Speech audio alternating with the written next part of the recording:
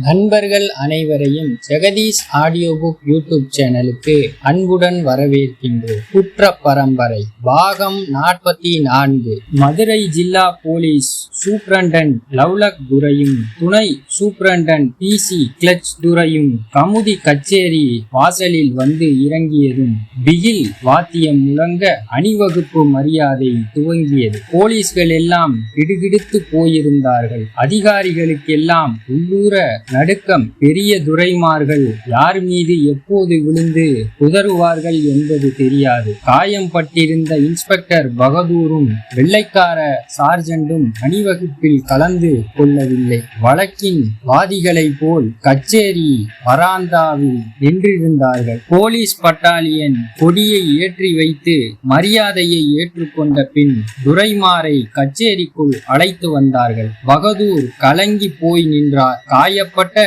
தலையில் தொப்பி அணிய முடியாததால் சல்யூட் அடிக்கவில்லை. இடது தோள்பட்டை வலியை பொறுத்து கொண்டு சார்ஜென்ட் சல்யூட் அடித்தான். கீழ்பட்ட அதிகாரிகளை ஏறெடுத்தும் பாராத லவ்லக் துரை கச்சேரி சுத்தத்தை நோட்டம் விட்டார். முகட்டு ஓடுகளை, ஒட்டடைகளை, சுவர் பளபளப்பை கண்ணளந்தார். கச்சேரியின் முன்னும் பின்னும் ஒரு சுற்றினார். அதிகாரிகள் எல்லாம் ஓடிக்கொண்டே நடந்தார்கள். துரையின் தலை திரும்பும் திசையெல்லாம் ஆராய்ந்தார்கள். உள்ளே போய் உட்கார்ந்த துரை கைப்பிரம்பை அசைத்து பகதூரை முன்னே வர சொன்னார். பகதூரோடு சார்ஜென்டும் அணைவாய் வந்து நின்றான். பகதூர், ஜாலியன் வாலாபாக் மூலம் லண்டன் வரை பெயர் வாங்கிய நீ ஒரு முள்ளுக்காட்டுக்குள் அடி வாங்கி நிற்கிறாயே. லவ்லக் துரையின் முதல் விசாரணையே பகதூருக்கு மேலும் வலியை உண்டாக்கியது. தலை கவிழ்ந்தார். சொல், பெரும்பச்சேரியை ஏன் பகைத்தாய்? அங்கு ஒருவனை லாரி ஏற்றி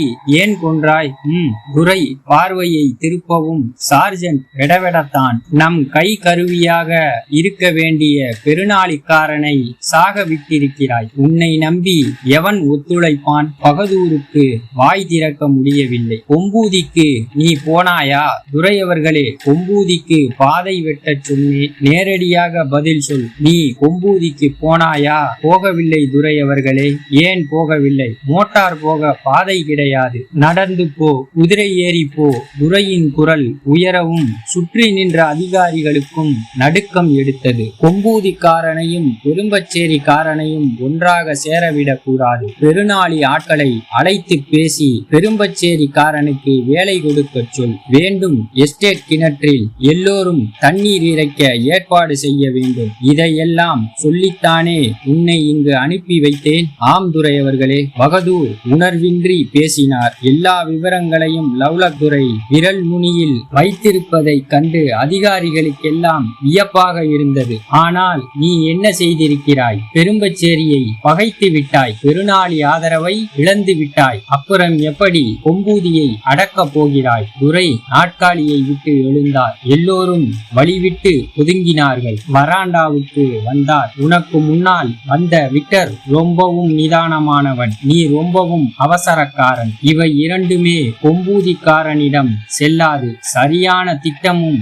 சாதுரியமும் வேண்டும். வராந்தாவில் இருந்தபடியே நடை போட்டார். அதிகாரி பட்டாளம் துரையின் குறிப்பறிந்து பின்னாலே ஊர்ந்தது. சரி, போனது போகட்டும். உனக்கு வேண்டிய அளவு குதிரை படையை எடுத்துக்கொள். கொம்பூதிக்குள் நுழைந்து முதலில் ஆயுத பறிமுதல் செய். கொம்பூதிக்குள் ஆயுதம் இருக்கக்கூடாது. துரை பேச்சோடு நடையையும் நிறுத்தினார். எதிலும் அவசரம் வேண்டாம். நமது ஆட்களை வைத்தே கொம்பூதி பாதையை சீர் செய். கொம்பூதிக்காரன் இரவில்தான் களவுக்கு போகிறவன். பகற்கொள்ளை அடிப்பது பழகாதவன். இரவு நேர நடமாட்டங்களை முடக்கினாலே களவுகளை தடுத்துவிட முடியும். துரை மறுபடியும் நடக்க கிளம்பினார். அத்தனை ஆண்களையும் கொம்பூதியில் இருந்து அள்ளி கொண்டு வந்து கச்சேரியில் இரவு முழுக்க உட்காரவை. தினமும் ஒரு பதிவேட்டில் கட்டை விரல் ரேகைகளை பதிய சொல். கட்டை விரல் ரேகை புரட்ட தவறுபவனை ஈவு இரக்கம் இல்லாமல் சித்திரவதை செய். இரவு முழுவதும் கடுமையான காவல் வேண்டும். விடியவும்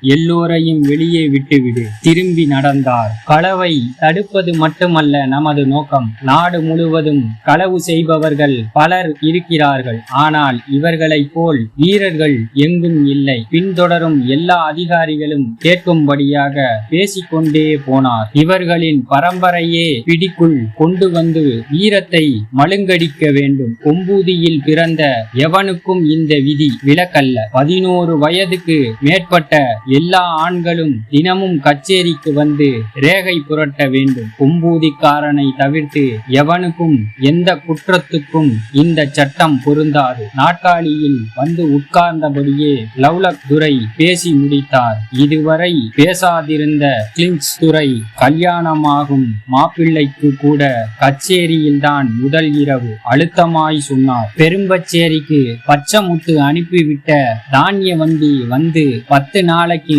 மேலாச்சு. பண்ட இருப்பு இன்னும் ஒரு நாளைக்கு தாங்கும். வண்டி வரலேன்னா பட்டினிதான். பொழுது மயங்க காலத்தி கோயில் வேப்ப மரத்தடியில் திருவேட்டையோடு உட்கார்ந்திருந்த யார் மனசிலேயும் தெம்பு கிடையாது. காலமெல்லாம் உழைச்சு சாப்பிட்ட பெரும்பச்சேரி சனங்களுக்கு உட்கார்ந்து சாப்பிட பிடிக்கலே. பச்சைமுத்து அனுப்புற தானிய வண்டியை இன்னும் எவ்வளவு காலத்துக்கு எதிர்பார்த்து காத்து கிடக்க முடியும்? காடுகரை எல்லாம் பெருநாளிக்காரனுடைய